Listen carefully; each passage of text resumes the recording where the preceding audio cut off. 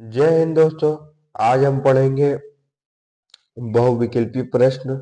क्या पढ़ेंगे? बहुविकल्पी प्रश्न जो हिंदी के पाठों पर आधारित प्रश्न है, जो बोर्ड एग्जाम 2025 की दृष्टि से इम्पोर्टेंट है, उसी को हम पढ़ेंगे। हर चैप्टर का पढ़ेंगे। जैसे पहला क्वेश्चन है अयोध्या सिंह उपाध्याय हरिऔध का जन्म कब हुआ था? तो अयोध्या सिंह उपाध्याय हरिऔध का जन्म कब हुआ था? 1865 ईस्वी में। कब हुआ था? 1865। ऑप्शन नंबर का हो जाएगा। हरिऔध जी का जन्म स्थान है, हरिऔध जी का जन्म स्थान है तो क्या है? आजमगढ़ निजामाबाद। उनके जीवन परिचय में है कि उनका जन्म 1865 ईस्वी में आजमगढ़ के निजामाबाद नामक ग्राम में हुआ था। अब हम तीसरा क्वेश्चन पढ़ेंगे। अयोध्या सिंह उपाध्याय हरिऔध का निधन कब हुआ? तो 1947 में। कब हुआ? तो 1947। आपका नंबर गा हो जाएगा। अब बढ़ेंगे अगला क्वेश्चन। हिंदी साहित्य के हरिऔध जी किस युग के कवि थे? हिंदी साहित्य के हरिऔध जी किस युग के थे? हरिऔध जी जो थे वो किस युग के कवि थे? हरिऔध जी द्विवेदी युग के। ऑप्शन नंबर खा हो जाएगा। अब पढ़ेंगे पांचवा क्वेश्चन। खड़ी बोली का प्रथम महाकाव्य माना जाता है प्रियप्रवास। क्या माना? प्रियप्रवास। ऑप्शन नंबर का हो जाएगा। छठवां क्वेश्चन। चुभाते चौपदे काव्य संग्रह के रचनाकार कौन है? हृदय सिंह उपाध्याय हरिऔध रचनाकार है। कौन दूतिका के रचनाकार है? कौन है? हृदय सिंह उपाध्याय हरिऔध। ऑप्शन नंबर खा हो जाएगा। राधा ने अपनी दूतिका से कहा, दूतिका से बनाया है, मतलब कहा या बनाया पवन को। क्या है? पवन को। ऑप्शन नंबर का हो जाएगा। कमल मुख में कौन सा समान है? कर्मधार है। कमल समान है, मुख के समान है, कर्मधार है, हो जाएगा। ऑप्शन नंबर खा हो जाएगा। अब हम अगला प्रश्न देखेंगे। कृष्ण का सौंदर्य कैसा है? कृष्ण का सौंदर्य नवीन मेघ जैसा शोभा वाले, कमल जैसे नेत्रों वाले का और खा, मतलब दोनों है। अब पढ़ेंगे अगला क्वेश्चन। राधा ने पवन को पथिका या पथिक महिला के साथ कैसा व्यवहार करने के लिए कहा? शरीर का स्पर्श करके उसकी गर्मी दूर करने, अपना सुगंधि से उसे प्रसन्न करना। ग वाला क और ख दोनों हो जाएगा।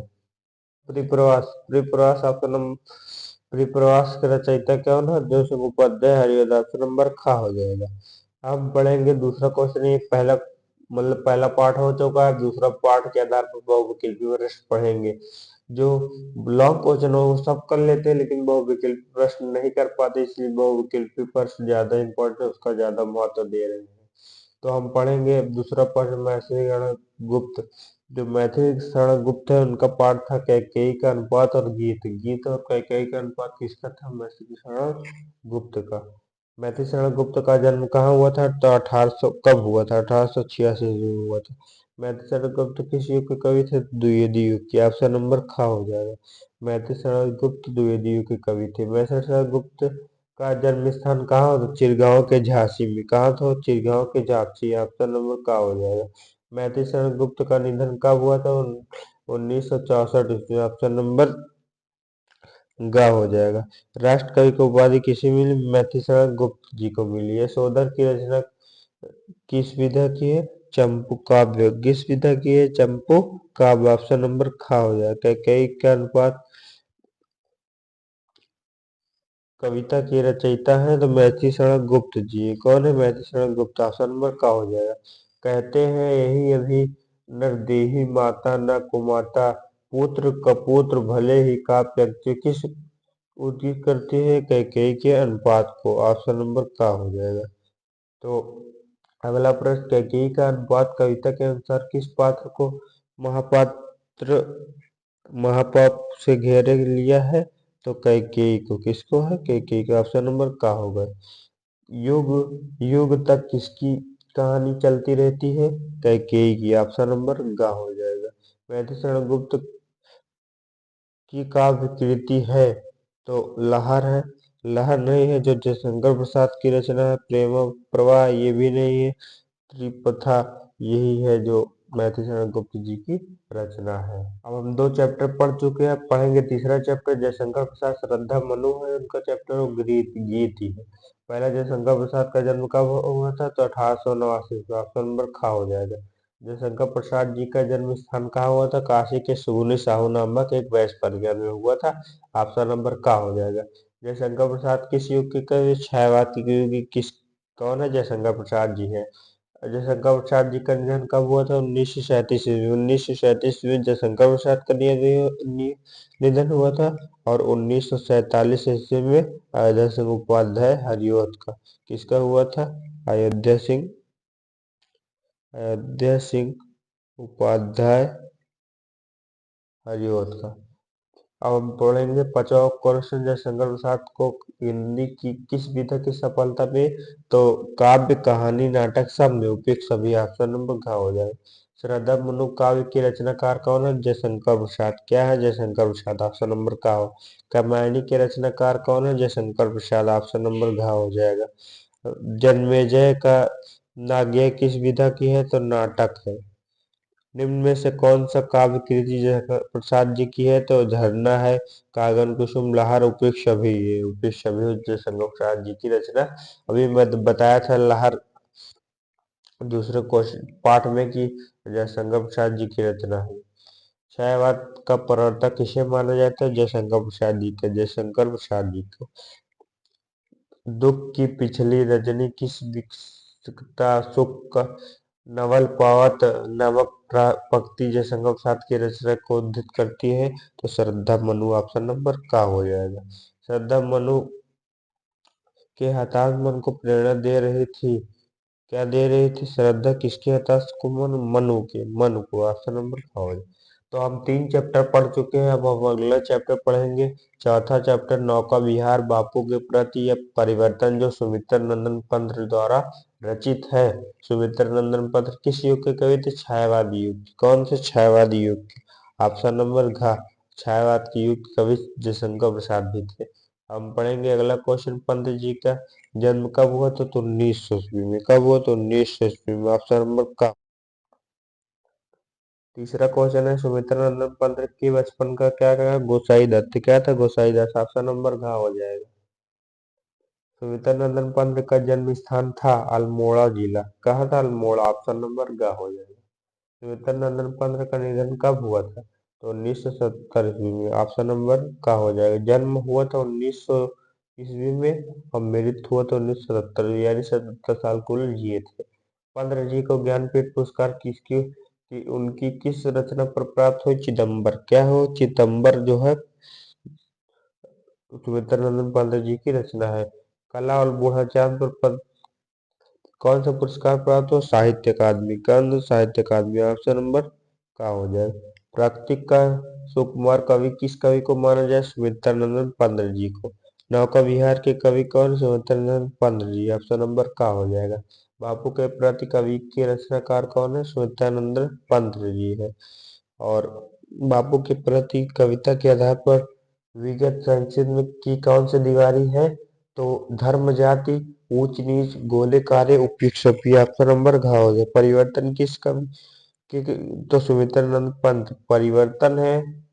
परिवर्तन उनकी रचना जो है परिवर्तन पाठ से है और नौका विहार से है और किसकी है? बापू के प्रति। यही तीनों चैप्टर से है। अब हम पढ़ेंगे अगला चैप्टर महादेवी वर्मा जी का है। जो महादेवी वर्मा किस युग के कवि थे? छायावादी युग के कवि महादेवी वर्मा है। सुमित्रा नंदन पंत है। जयशंकर प्रसाद जी है। तो और हजारी प्रसाद द्विवेदी जी किस युग के कवि है? तो द्विवेदी युग के कवि है। तो महादेवी वर्मा का जन्म कब हुआ था? तो 1907 ईस्वी में। कब हुआ? तो 1907। ऑप्शन नंबर का हो जाएगा। महादेवी वर्मा का जन्म उत्तर प्रदेश किस जिले में हुआ? तो फर्रुखाबाद। ऑप्शन नंबर घ हो जाएगा। महादेवी वर्मा का निधन कब हुआ था? 1987 में। ऑप्शन नंबर क्या हो जाएगा? का हो जाएगा 1987। अगला प्रश्न 5वां है, भारत सरकार ने महादेवी वर्मा को किस सम्मान से पुरस्कृत किया तो पद्म भूषण ऑप्शन नंबर ग हो जाएगा। आधुनिक युग की मीरा किससे कहा जाता है? तो महादेवी वर्मा जी को कहा जाता है आधुनिक युग का मीरा। महादेवी वर्मा का ज्ञानपीठ पुरस्कार कब मिला? तो 1982 में मिला, ऑप्शन नंबर घ हो जाएगा। महादेवी वर्मा किस पद पर आगे बढ़कर आहन करती थी? तो अपरिचित पथ, बिना घबराहट के, बिना हिचकिचाहट के, उपयुक्त सभी, ऑप्शन नंबर घ हो जाएगा। तो नैनो में दीपक से जलते हैं पत्ते में कौन सा अलंकार है? तो उपमा अलंकार। कौन सा उपमा अलंकार है? मैं नीर भरी दुख की बदलती या काव्य पंक्ति किस कवि को माना जाता है? तो सुमित्रानंद, सॉरी, महादेवी वर्मा जी को, ऑप्शन नंबर घ हो जाएगा। अब हम पढ़ेंगे अगला चैप्टर रामधारी सिंह दिनकर जी का है, जो अभिनव मानुष पुरूरवर्षी जो इनकी पाठ है। अब हम पढ़ेंगे पहला चैप्टर जो इनका है, रामधारी सिंह दिनकर किस काव्यधारा के कवि थे? तो वीर काव्यधारा के। कौन के वीर काव्यधारा। रामधारी सिंह दिनकर का जन्म कब हुआ था? तो 1908 ईस्वी में रामधारी सिंह दिनकर का जन्म हुआ था। 1907 ईस्वी में किसका जन्म हुआ था? महादेवी वर्मा जी को हुआ था। और 1900 में किसका हुआ था? सुमित्रानंद पांडे जी का। रामधारी सिंह दिनकर का जन्म कब हुआ था? तो 1907 ईस्वी में। और कहाँ हुआ था, क्या कहते हैं? 1908 ईस्वी में हुआ था। और कहाँ हुआ था? तो बेगूसराय में हुआ था, ऑप्शन नंबर का हो जाएगा। दिनकर का निधन कब हुआ था? तो 1974 में, ऑप्शन नंबर ग हो जाएगा। बहुचर्चित काव्य उर्वशी का प्रकाशन हुआ तो 1961 ईस्वी में। उर्वशी जो प्रकाशित हुआ 1961 ईस्वी में हुआ था। दिनकर जी को ज्ञानपीठ पुरस्कार उनकी किस रचना पर, जो रचना किए थे उनकी किस रचना पर ज्ञानपीठ पुरस्कार मिला? तो उर्वशी। कौन? ऑप्शन नंबर खा हो जाएगा। अभिनव मानुष के रचनाकार कौन है? रामधारी सिंह दिनकर, ऑप्शन नंबर का हो जाएगा। किसके हुक्म पर पवन का ताप बढ़ता उतरता रहता है? अभिनव मानुष के, ऑप्शन नंबर क्या हो जाएगा? का। संस्कृत के 4 उपाध्याय के लेखक कौन है? रामधारी सिंह दिनकर, ऑप्शन नंबर का ग हो जाएगा। रश्मि से किस कोटि की रचना है? तो खंड काव्य है। क्या है? खंड काव्य। क्या है? रश्मि से क्या है? खंड काव्य है। अब हमारा अगला चैप्टर जो लास्ट चैप्टर है, सतीजन हिरण्यवास्य जो मेरी युवती बनकर देखा, हिरोशिमा, जो ये है, ये हमारा लास्ट चैप्टर है जो हमारा। तो हम इसको पढ़ेंगे। सचिदानंद हिरण्यवास्य किस काल के कवि थे? प्रयोगवाद के। क्या है? तो प्रयोगवाद के, ऑप्शन नंबर ग हो जाएगा।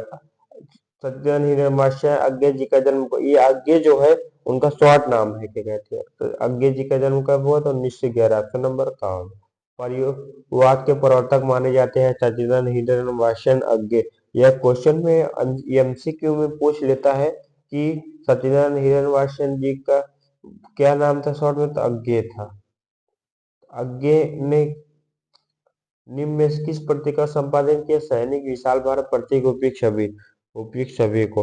अक्सर जब उपयुक्त छवि दिया रहेगा या का खा दोनों दिया रहेगा तो वही ऑप्शन सही हो जाता है।